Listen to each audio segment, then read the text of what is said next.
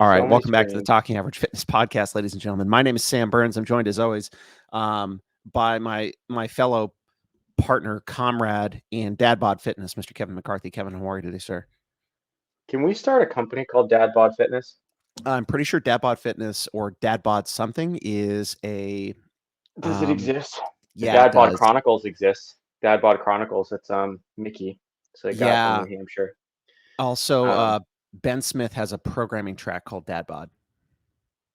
Is it? Yeah, pretty sure. And then, I mean, R.I.P. Hamplan, Austin, and Craig and Paul don't do the dad session anymore because that was wild.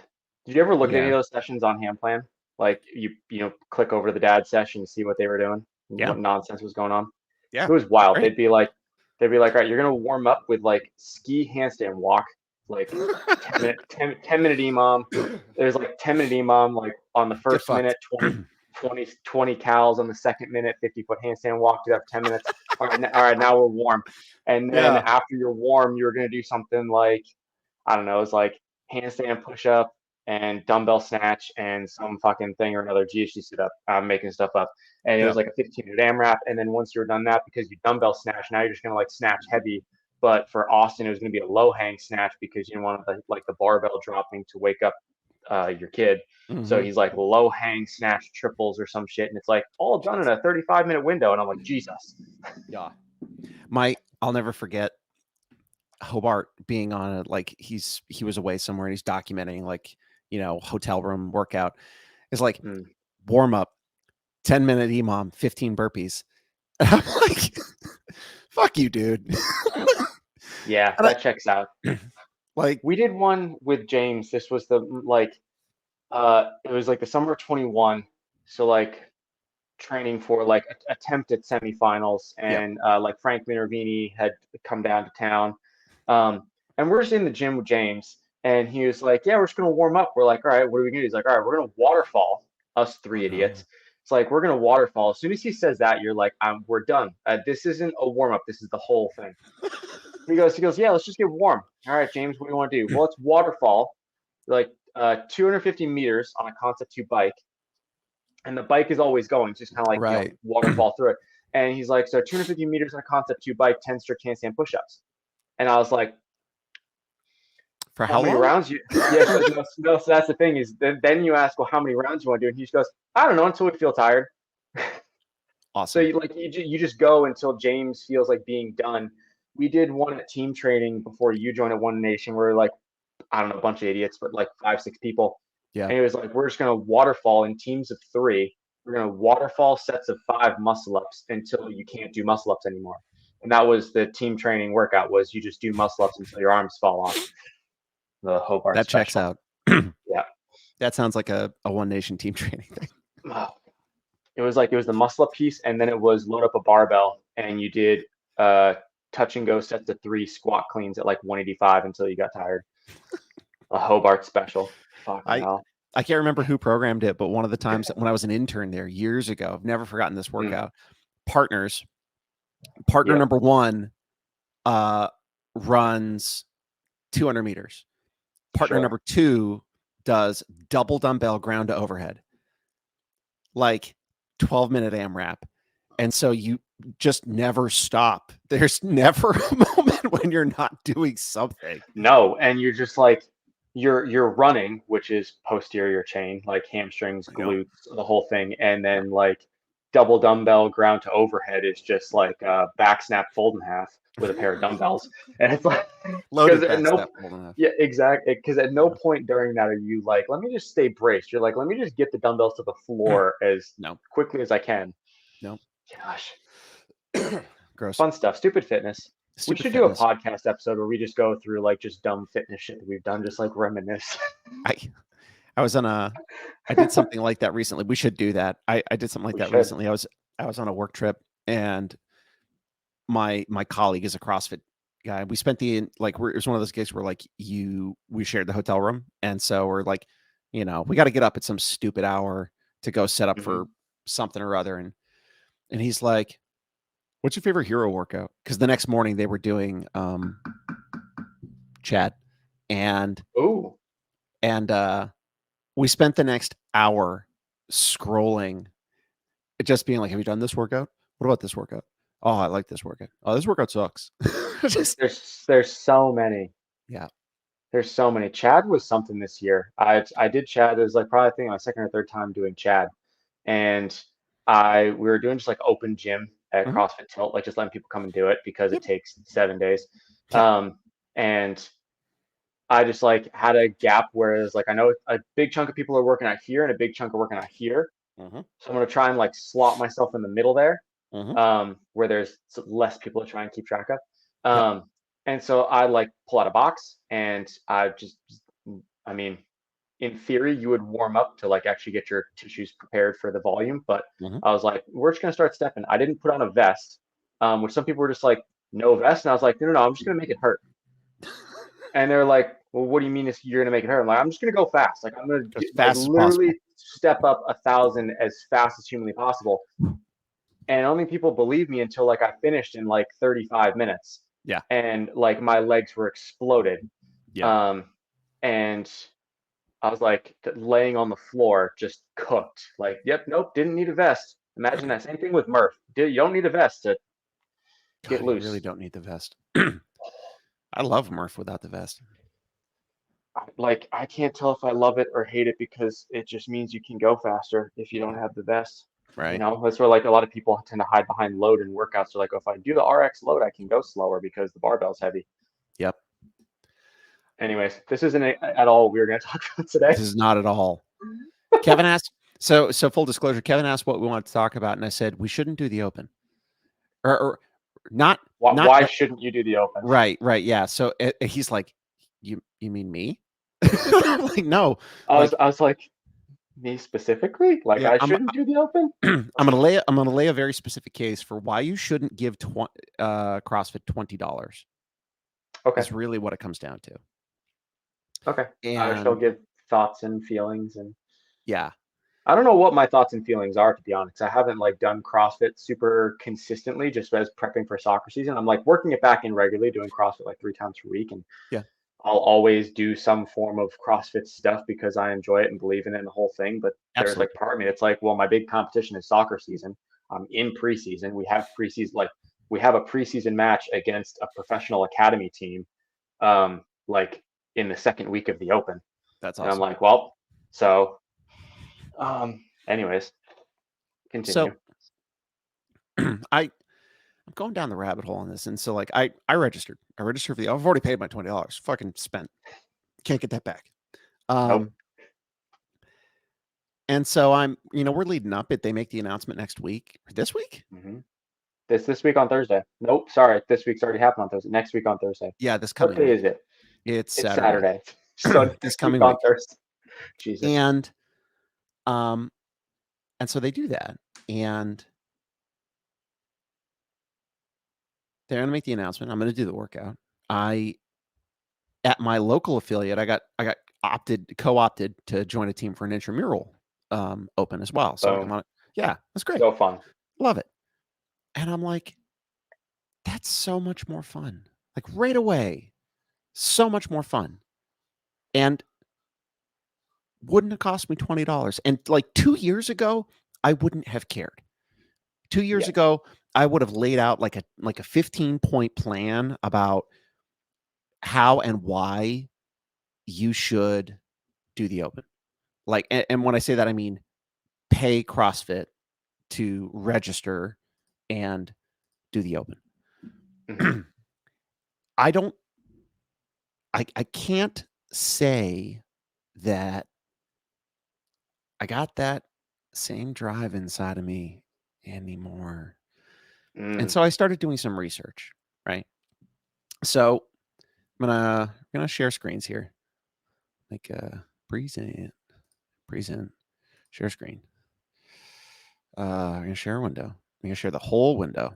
So and make sure nothing pops up. To do not disturb. There. That way. Okay. So the infinity window, right? Yeah. Screenception. There we go. Find Screenception. your So, perfect grips.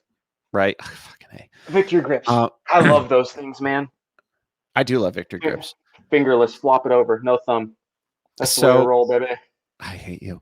So this is an article written by Mike Halpin. And so anybody who doesn't know Mike Halpin, this is Mike Halpin. He is a writer and analyst for Be Friendly Fitness and for the Morning Chalk Up. He's a level 1 trainer. Probably like a like a reasonably fit human being if he's been doing this quite a while, He runs a thing called Known and Unknowable where he like posts about what he writes and like does analytics. So this is who he is, right? This is an article called The Unaffiliated, the Unaffiliated, the Unregistered, and the Dearly Departed, right? And so what he's doing is he's examining people who are registered for the Open. So in this particular case, people who are registered for the Open, but they're unaffiliated. Fourth example, people like Brent Fikowski or Ariel Lowen, right?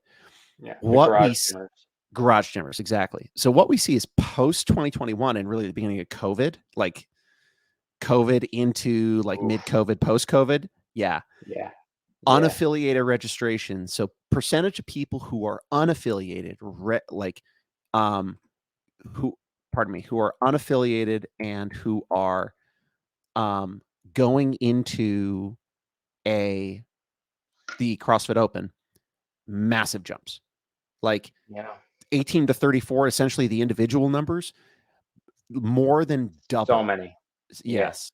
And still more than double per 20, like from 2020. And then that's because the 2020 Open was in 2019.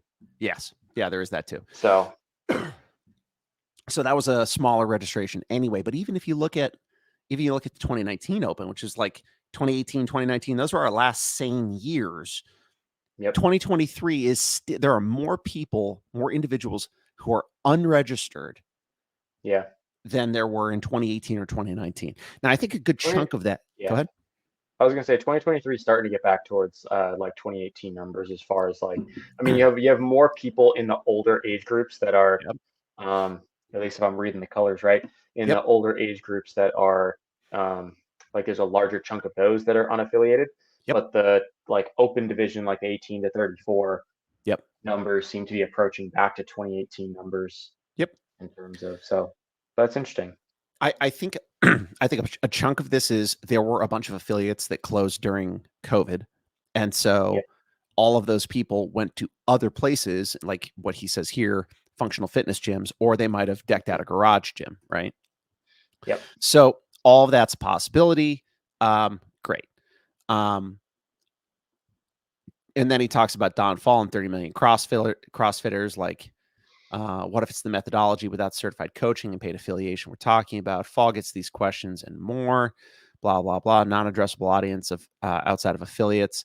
So he says the focus for 2024 is net growth within affiliates, but over time they will branch beyond to non-addressable audiences outside of affiliates, which is an interesting statement, but I want to leave that alone, right? Then there are people who are just unregistered, right? How many people are, so he's, theoretical. On March 1st, look around your affiliate during Friday Night Lights for 24/1. How many are registered? Now, how many people are doing the workout and just having fun, right? So at the Midwest Affiliate Owners meeting, there are a bunch of examples.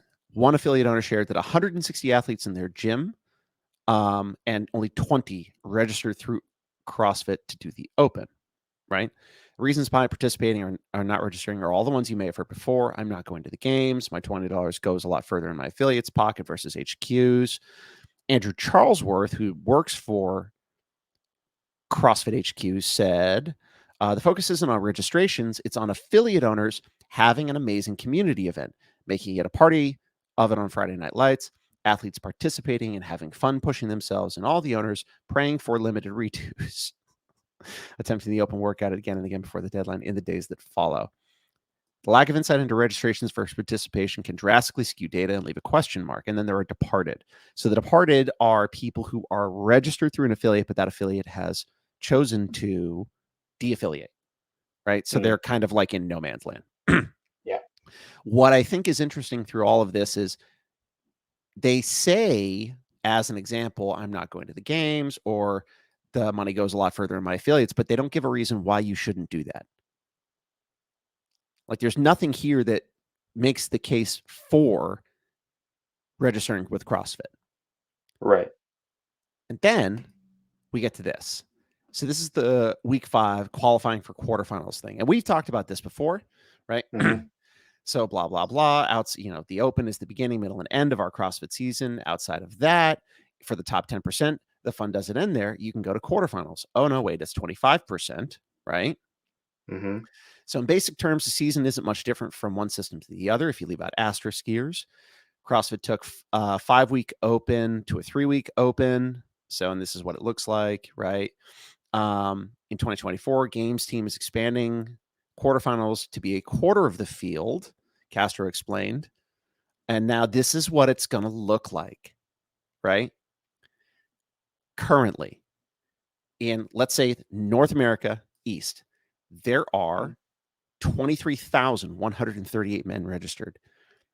That's going to go from 23,104, 2,314 humans to 5,785 humans. Massive jump, right? And it would proportional to the percentage of people who are being let in, blah, blah, blah, right? As of this week, around 42,000 athletes across all divisions will qualify for quarterfinals. That's over 25,000 additional athletes compared to the compared to the 10% cut line, right? Yep. So he says the reason I can tell you qualifying number right now is that CrossFit bases both qualifying percentage and percentiles on open registration, not on open participation. So this is an interesting detail. So this is in 2023, there were 169,000 people registered. Only 157,000 of them actually did anything. As they posted at least one score. Yeah. Yeah. Yeah, exactly. So these people, there are 12,000 people who paid $20 and didn't do anything with it. Right. Yep. Mm-hmm. Let's assume open participation, open registration to participate. Let's go for registration. So do a real quick math here. 169 9 154 15 25. Okay, that's a 9% rise. Okay. Mm-hmm. Times. Okay. Times 6, 9. Okay, so somewhere between 170 to 185,000 people, if they have the same jump in open registration, right? Mm-hmm. Somewhere between 170 and 185,000 people will register for the open. Let's be conservative. Let's assume 175,000, right? Mm-hmm. $20 a pop, that's $3.5 million. Mm-hmm.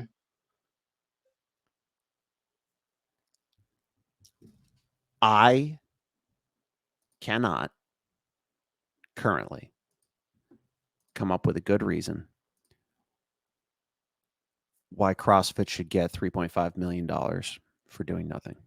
And it's not like they're doing nothing, but there's a lot of nothing. No, it's probably how they pay James. So it is probably how they pay James. James. I hope all that goes to James. And amazing. So the staff get paid out of the staff get paid out of the registrations. Mm-hmm. And so you get a handful of staff members, and that one event covers that staff members pay, travel, food and lodging, blah blah blah. I know that we both know people who work for HQ in non-staff roles, who they're literally administrative or support staff, people who work behind the scenes. If you email them, they're the people. If you email HQ, they're the people who are responding. So some of that is going to pay them, right? Yep. Mm-hmm. But no, so that's so again, it makes me laugh because exactly what you're kind of hinting at right now is kind of like the guy Frank, CrossFit Affiliate Collective, is Yeah. like getting all riled up about, where he's like, all this money is going into HQ and they're doing fuck all with it, Yeah. or seemingly anyways. I'm sure that like most of us aren't exactly privy to like what I don't know. Like Don Fall hosted it might not have been Don Fall. There was like a town hall, something It was with probably affiliate Downfall. owners, and they were just like, it was all like the vague business, like we're working on this and we're waiting for a rollout on that. And so it's like, Yeah. you know, you kind of know what that means. Like not much is going to happen there, but you Yeah. can't like 100% say for certain, because you never know. Like in 6 months, CrossFit could like blow everyone's doors off and be like, have a look at this, what we've been working on. But who knows? Anyways, um, yeah, I mean, I think as far as like the paying $20 to do the open, Mhm. the only like legitimate reason, like I tell people they should do the open, just like and do the open could be, I did the workouts and I kept track of stuff, but it's like I Be did the on the workouts and I whiteboard just will want, do that for me. well, that's what I'm saying, is like Yeah. like you could log your thing and like see where you stack up, like on Beyond the Whiteboard, with all the different like the percentiles for workout for anyways. Or if you're just like a uh like self-aware Mhm. athlete and you're Mhm. like, ooh, double unders didn't go as well this year as it did last year, like maybe I should, practice those a little more, whatever. um it's a good kind of gauge of where your fitness is and all of that, but you don't need, quote unquote, need to pay $20 and slap your name on a leaderboard Yeah. to find that stuff out if you're like willing to pay attention. Now, on your competition dashboard, they like you post all your scores and you'll get like an athlete rating out of 10 Mhm. based on your placing in the open. And Mhm. then if you register for and complete quarterfinals, then that rating goes up. Yeah. Um, and so it's like you get that, you get to see like exactly where competitively you stand Yeah. in and amongst your peers and all of that.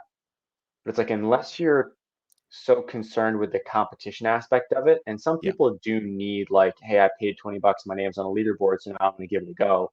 Some Sure. people do need that to like actually give it a go, Okay. or give it everything they can. But aside from that, I don't really have a good reason outside of like, I'm competitive and I want to see where I stack up. Yeah. I don't have a good reason outside of that for you to pay $20. I know that what we did at CrossFit Tilt, you'll enjoy this, is like there wasn't as much a push of like sign up for the open through CrossFit. Yep. We had people sign up for the Tilt Affiliate Cup. Okay. And so across all the affiliates, right? So we had like 3 affiliates, 2 teams. Each year was a different color, like, Mhm. or a different set of colors. But like people would sign up, they would pay $20 to CrossFit Tilt, Yep. and we would just randomly sort people into 2 teams, Yep. red and blue, black and gray, whatever it was.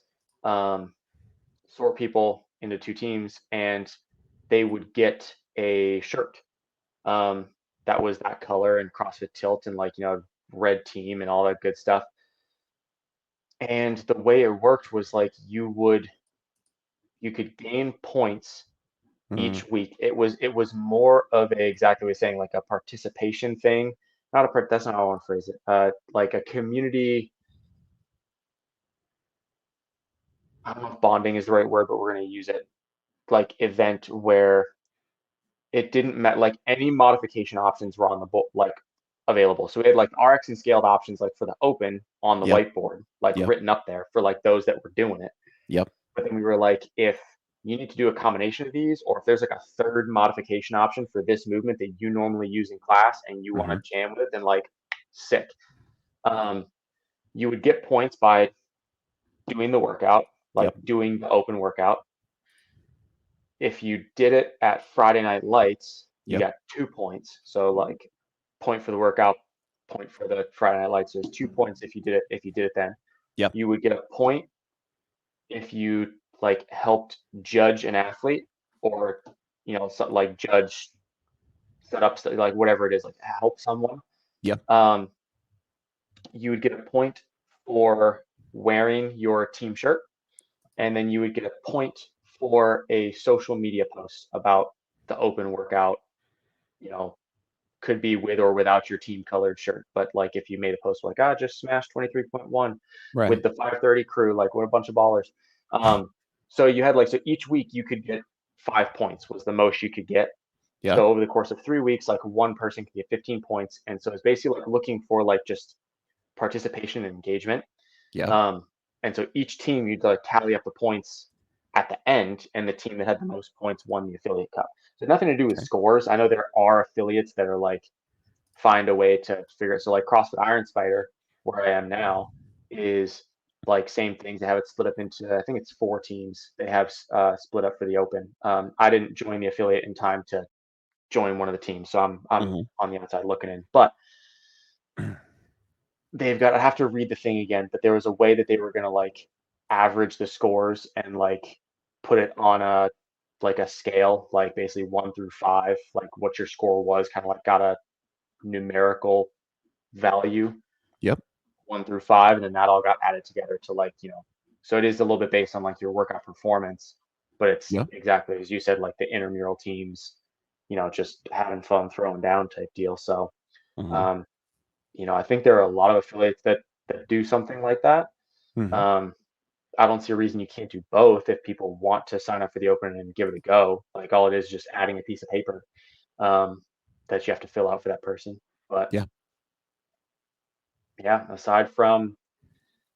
like aside from I'm competitive and I want to see where I stack up, I don't have any other reasons for you to spend $20, and Yeah. even less reasons for you to spend $50 for quarterfinals later, if and when you make it, and And then you get the even less reason for you to spend $30 on the official quarterfinals T-shirt.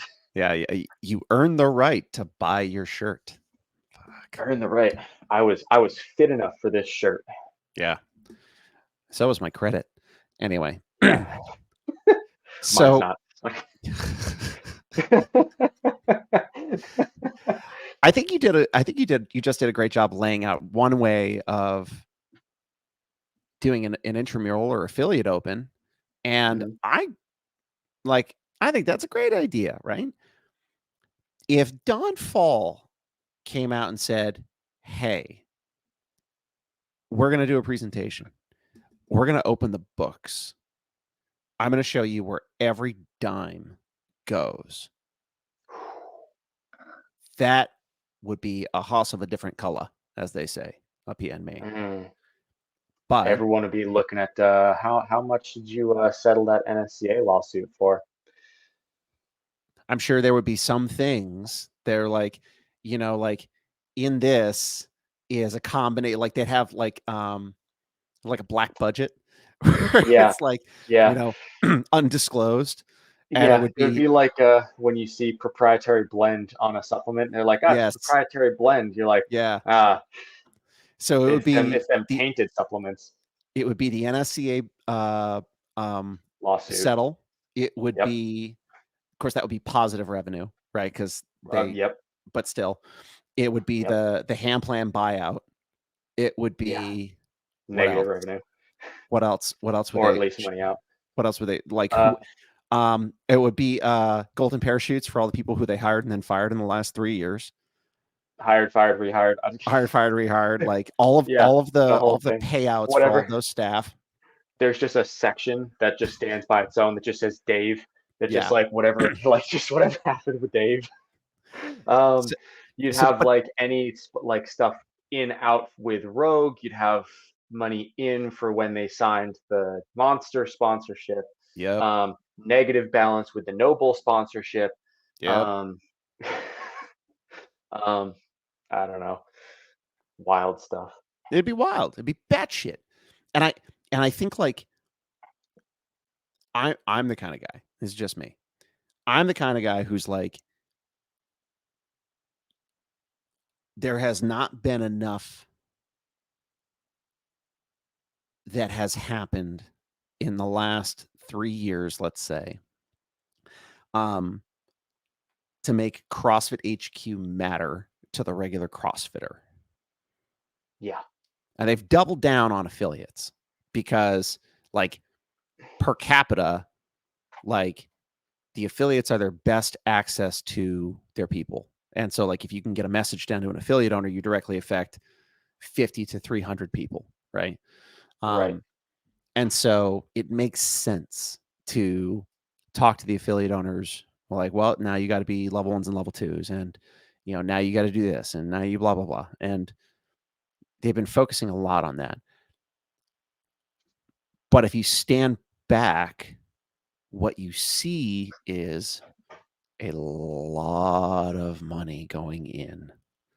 And Not a lot going out. well, I Not a we lot being don't productive. know. Yeah, Well, and so, right. like, from the layman's perspective, like, and this is where they need to come back and be like, "We did X, Y, and Z, not we're trying to do or we're hoping to do." Like, Yeah. show me the last 3 years of the books and highlight all the fuck ups.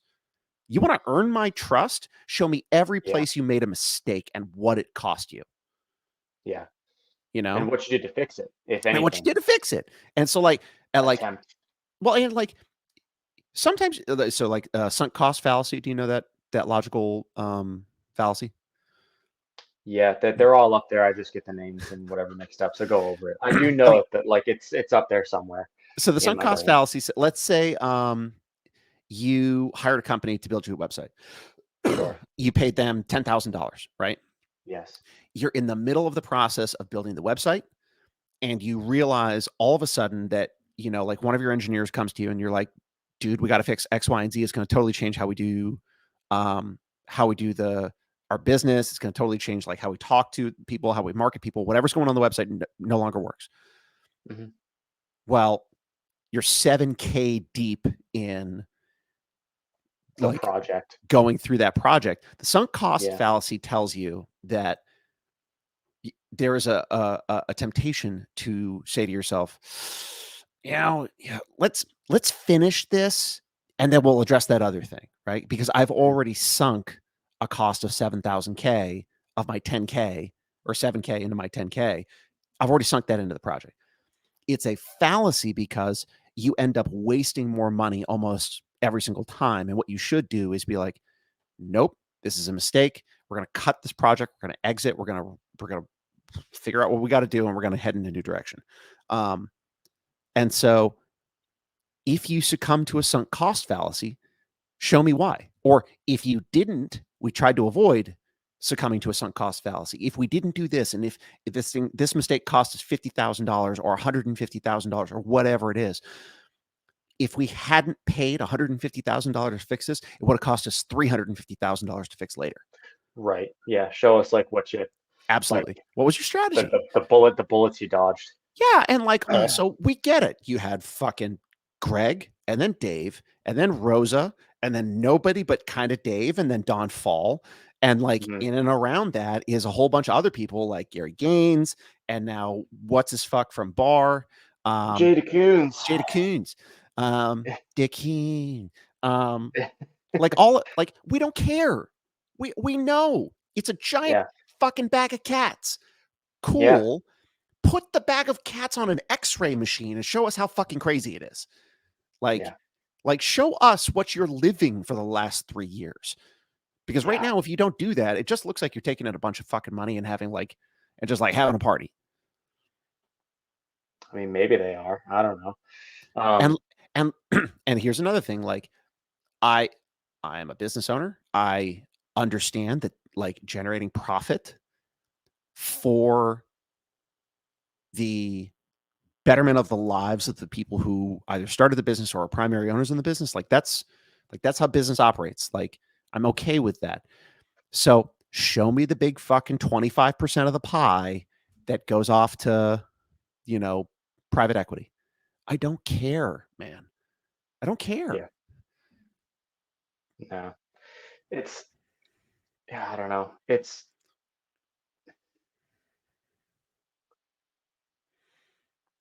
I think if they like they have to do something.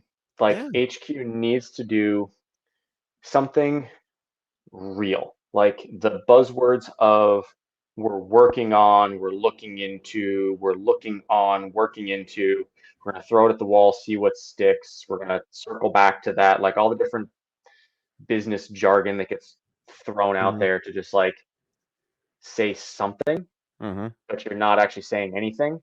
Mhm.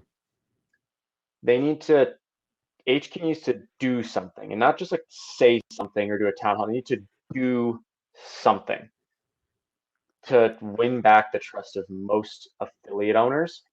And like you said, I think most CrossFitters, the people that just show up to the affiliate Monday through Friday, Yeah. go hard in the paint, and then go Yeah. home, could give two shits about who Don Fall is. They don't know who Dave Castro is or why he matters. They don't know why this guy Savan makes podcasts over here about it. Like it doesn't matter, and they don't care. Yeah. Um, and almost rightfully so, because to them, CrossFit is their affiliate, Yeah. It's what they experience. which is where like I understand affiliate owners' frustration with HQ because they're like, hey, we're doing the thing and Mm. you're not helping us do the thing. Um, Yeah. I do as much as like I'll poke fun at like the affiliate collective guy. Like he makes some good points where like he was sharing some stuff a couple days ago, like just some videos and some reels from some affiliates where they were Yeah. like, "Hey, look at Paul. Paul is 72 and he's doing a thruster. What a fucking savage."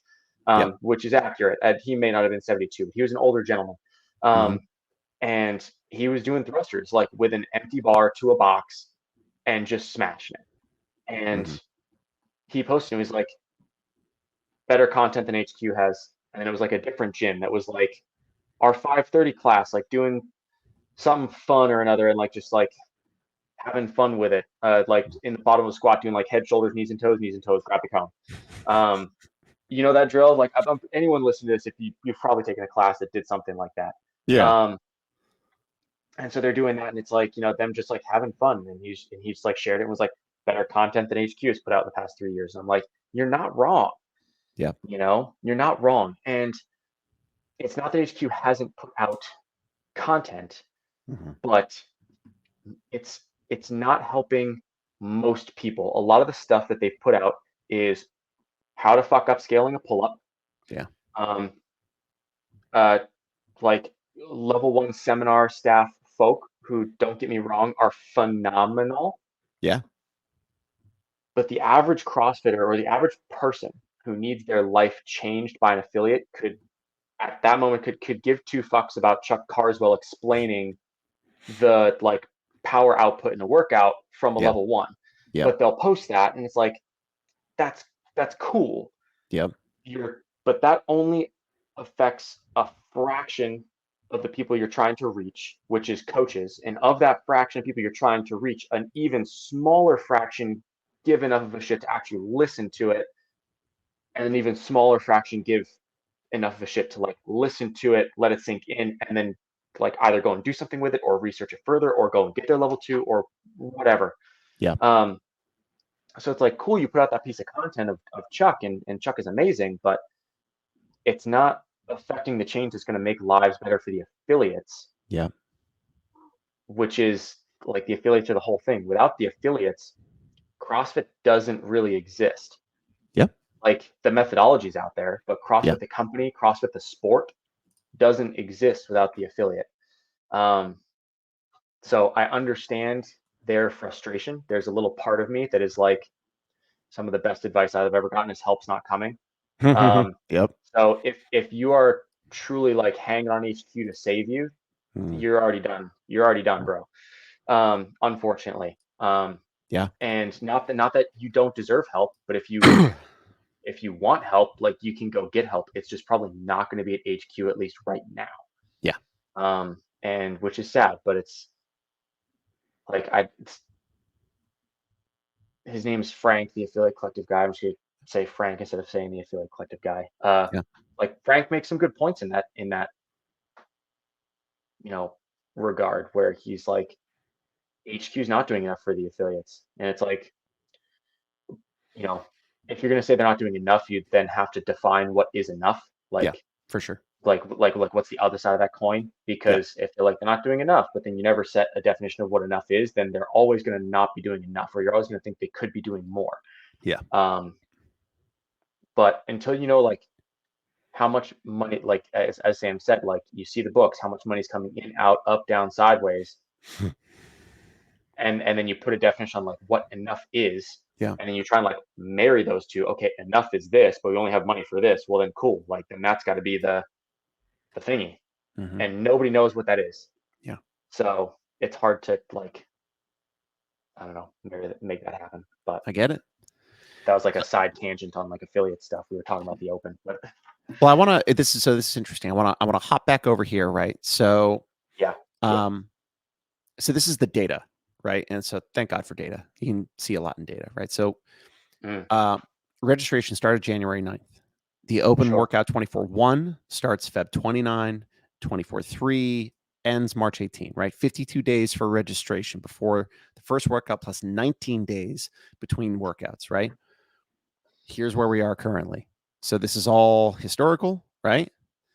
yep, This is open registration currently 2024, and so separated by male and female 16 to 54, male and female 14, 15, and 55 plus are the green and yellow. And then finally, total registrations from 15th for the last week, right? So we're already 183, 357. So what did I say? Last year we were looking at, oh, so this is day by day. yeah. So we're way down Well, because 2023 you're at 321 by February yeah, 21st. right. Well, so then there was this little notice, right? There's incentive from Noble to register, right? So if you look at the 2022, Oh it's yeah, a little, yeah, so like that's skewed. This is right. a little bit more Sorry, reasonable. I But forgot even about that. That's then, when Noble was like, "Hey, save yeah, $2 if you spend $100. No right. free shipping." So what I think is interesting about this, so top 15 countries by athlete nationality. It's not even fucking close. Not even remotely Like close. Wow. like by not by like Yeah. double, but like multiples, by a factor of fucking 5. Like Yeah. the United To the States to the is next country. Yeah. to the next country, right? And then France. Yeah. What's interesting about this 13,000 people registered for the Open. 1,000 of them belong to Dan Shaffey and CrossFit Louvre. Well, that's what I was gonna say. I was like, that's like half the membership at CrossFit Loop. I Um, know. That's fucking hell. Anyway, hilarious.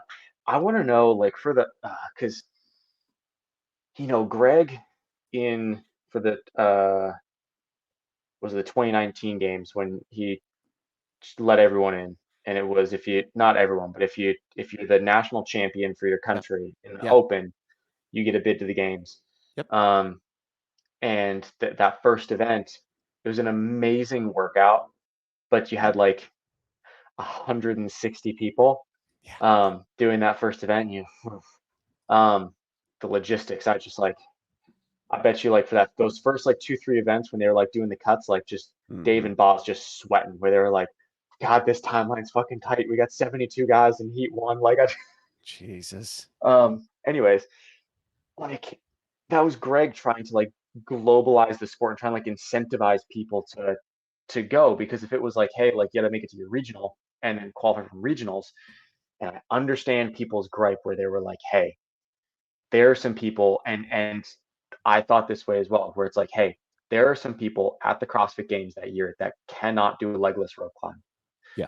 That athlete does not belong at the games. True. Mm. Yep. However, you needed to do something. You had to like take 2 steps back to go 10 steps forward. Mm. If we only, because like the regional semifinal sanctional whatever breakdown of how many athletes got a spot to the games was broken down by like the size of that region in terms of registration and participation. Right. So it's like, of course, the United States had 20 of the 38 athletes at the games, because there's, as Sam just said, a factor of 5 greater athletes. Yeah. But if you want to get people, if you want to grow the sport globally, Mhm. you have to start making it attainable. You Right. know, if it's only one person from the entirety of Europe Mhm. that makes it to the games, Mhm. then like it's the same thing as when people go, I'm not signing up for the open because I'm not going to the games. They're like, why would I sign up? I'm not even going to come close to beating it. So what's the point? Right. Same thing in those other countries. So there's only one slot to go. Well, I'm not the fittest person in France, so what the fuck am I going to do it for? So Right. no, I'm not signing up. I'm not doing it. So thank you Um, for making my point. yeah, You need to incentivize yeah. non-competitive athletes, not Well, I just was talking affiliates. competitive, but I agree with it. Yeah, But it's the but I argument's get the your point for the same. open. Yes, for the Yeah. yeah, it's the same thing. Just who you're aiming at. Yeah, for sure. Yeah, yeah, and that you could bitch and moan about it all you wanted, like, oh, there's all these people at games and they don't belong at the games, or if you're gonna have all these people at the games and they should be allowed to complete the games, and I'm like, first off, like you needed to let all those people in to try and like get people from other countries onto it and grow Mhm. the sport and make it bigger. You want these athletes to make money. You want the like you want them to have a deal with ESPN or NBC or whatever, and Right. like not have the shitty streaming from the games where it's like filmed with a potato from across a football field. Yep. Like you got to grow the sport. You got to make it bigger to get money into it to make it a thing. Right. And you needed to have all those people in there to do that. But then also like the argument that got me was like, oh, they should have been able to finish. Like, nope, because guess what? The Jamaican bobsled team does one run and then they're like, nope, you're out at Right. the Olympics. And then they're Right. like, cool, you're still in whatever country for 3 weeks with your country, but you don't get to do any more events because you lost. Right. So, um, anyways, Well, so sports. two quick things I want to highlight. First of all, this is absurd. Ooh, Superforce Jesus. CrossFit out of Brazil, 458 people registered for for the open in that affiliate. That's almost double the next closest affiliate, which is in the United States. And then there's I thought that said Brazil. CrossFit Boston for a sec. It's No, CrossFit Bison, but I CrossFit quick Bison. looked. I was like, wait a minute, what? Yeah. And then it's Brazil, Portugal, Spain. We don't even get to another American affiliate till we get to Roots. And then there's What's the not roots? another American, huh? So just CrossFit. I nothing. Yeah. Go ahead. We don't get to another American affiliate on the top 10 list. But what I think is really interesting. So, like, first of all, like, hats off to these people. And that tells you exactly how big, like, so if I come back up to this one, Brazil is the fourth largest um, Mm-hmm. number of affiliate Registration. of registrations by nationality, by country, right? But they have three of the top 10 most registered athletes by affiliate inside Yep. of the, like, that's bonkers. So That's nutty. this is the one that kills me. Top 10 ages of registered athletes. It's all people in their 30s. Yeah, Like, it's that's. Oh wait, 29. That's me. wow. So with that single lone exception, right? No, yeah, It's it's all your masters. it's 29 through 38 is what it is, Yeah, right? it's what not all like They're would not, fall into the masters. Like 29 to 34 is like none still in of that those are open masters. category. But what do you mean none of like you get 35, Oh, for 36, competitive, but 37, like I'm 38. thinking about the Yeah, open. The age range for the yeah. open is Oh, 18 to 55. right. Sorry. Yeah, yeah. You knew what I meant. I know what you You meant, but you're still wrong. yeah. So like I- what I think is Okay, interesting thanks. about, so like look at this though. So Yeah. the entire fucking thing, like top 10 age ranges, right? And relatively close, like there's, good consistency, but it's all 29 to 38. Yep. I want to know the average number of years each of those age groups have been doing the open. Mm, I bet you it's between I bet you it's between 5 and 12 years. probably most of them. I bet, yeah.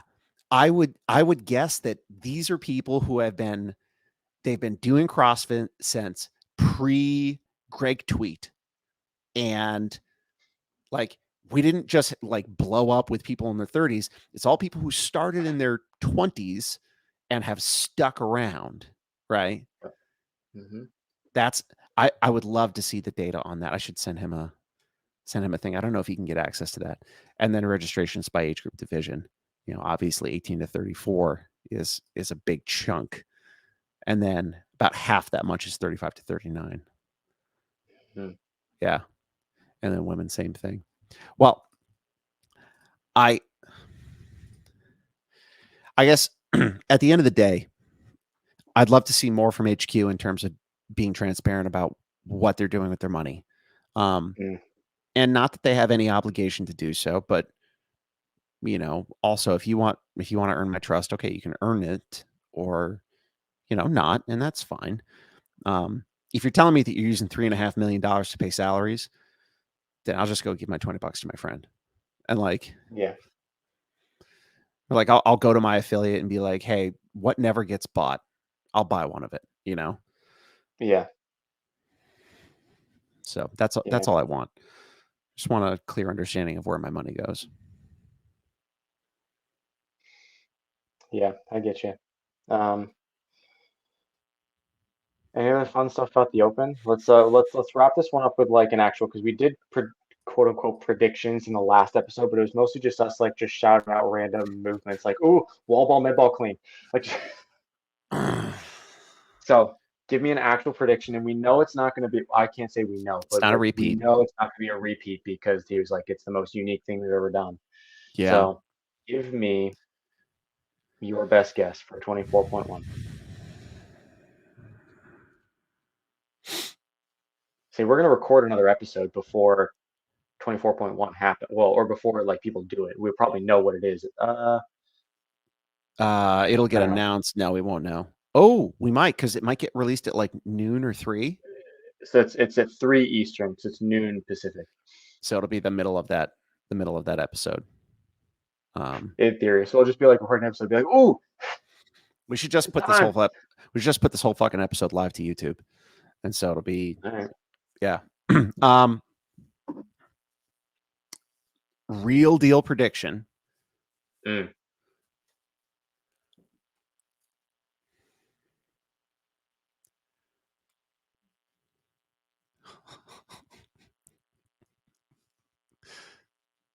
I already don't like where your head's going. So I think it's a ladder. But it's one of those timed ladders. So like 0 to 3 minutes you or get 0 like to a 4 chunk minutes. time, you have to finish this, and then you Right. can add time on finish. Yep. And I think it'd be a bitch to judge. This is not a real open prediction, but like this is what I'd love to see. Something that would be awful for a tall person, but also beneficial for a tall person would be like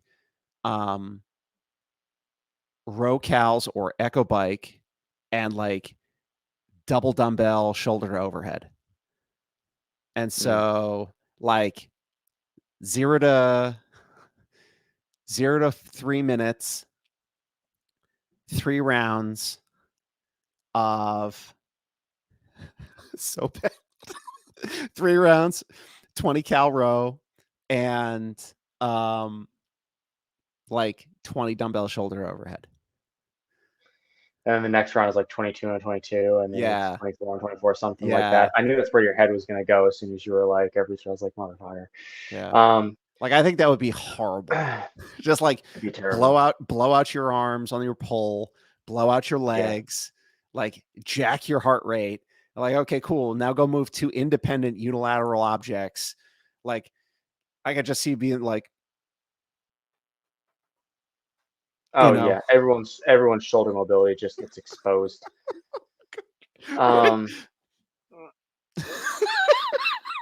So now give me your actual open prediction, because I don't want to say it. Now again, the clue was the picture of the mushroom. Oh fuck, I forgot about the mushroom. It's a big red mushroom. So like my initial thought was like could be like rowing in wall balls again because the mushroom makes Mario taller. So something that'll benefit tall people. But but that's not unique. We've done rolling in wall balls. Oh, Yeah. Honestly, you know, like you know what could be gross? what everything, Again, anything. well, this is just a top, but it's like it's something unique. Is if we so it's just a pair of dumbbells, um, dumbbell thruster, devil's press, like that little pairing right there. Um, I can't even in my head like a rep scheme like at 21, 18, 15, 12, 9, 6, 3, something stupid. Oh, yeah, it's Um, gross. but like just like dumbbell thruster and devil's press because we haven't done a devil's press in the open. And so I'm just trying to think of movements that when they're like, oh, it's unique. I'm trying to think of stuff that we haven't done Yeah. that would be not a pain in the dick to judge. Like, I don't know. Like I'm just trying to think of stuff. Yeah. Uh, Truth be told, all of us are just spitballing. We have no fucking clue. oh, no But one has any idea what Dave's no, clues mean at all. no, no. And he is just hell bent on screwing with all of us, and it doesn't matter because we'll find out on Thursday, and Yeah, and we're gonna do it then we'll all anyways. know. Yeah, we're All gonna do it right. anyways. Well, this episode will go live. We'll do the next week's episode. We'll do it live to YouTube, so that'll be fun. I want to make sure that oh, you muted yourself. What'd you do? Can you hear me? I can now. Okay, good. Yeah, my shit fucked up. But that's neither here nor there. So it's probably a good indication I need to cut this off. Kevin, enjoy your weekend. We'll see you next week when we all find out what the hell it is we're going to be doing for 3 weeks in a row. Yep, it's gonna be great. Take care, my friend. We'll see everybody You as next week. well.